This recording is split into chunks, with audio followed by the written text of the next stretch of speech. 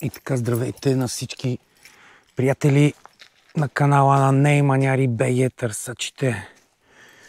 Върнах се отново на едно старо място, което вече съм ви показвал, за да намеря една пещера, която ми дадаха опис за нея, истински.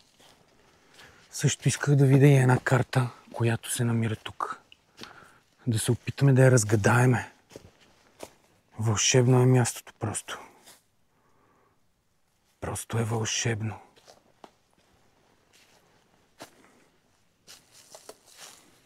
Тук, в тази посока,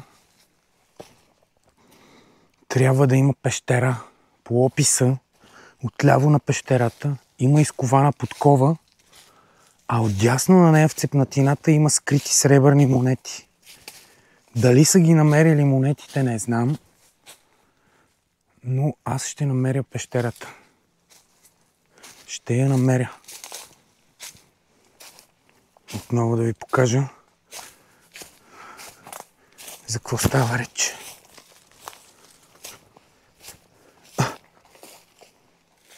Ето го мястото. Дали така се вижда добре?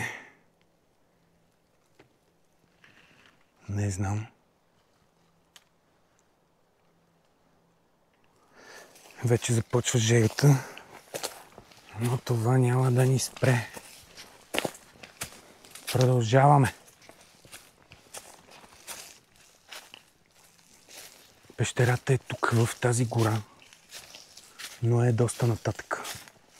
Миналия път се обърках и не можах да я открия. Днес отново съм тук и се моля този път да я намеря. Само че имаше карта, но картата може и да съм я подминал.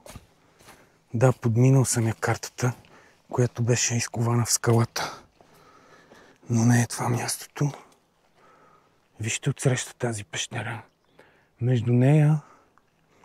Между тази пещера, голямата, тук някъде търсиме друга. Миналия път минах от тук долу през ниския път.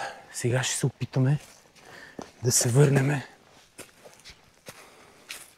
да минем през горичката. Дано да я намеря.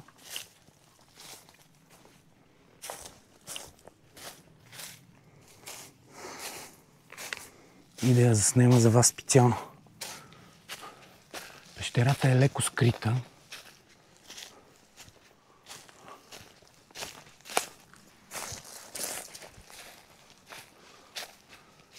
И трябва да бъде някъде тук в гората.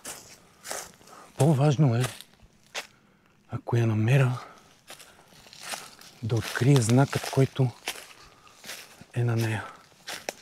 За да се уверя, че това е правилната пещера. Тук, на това място, е пълно с дупки и с пещери.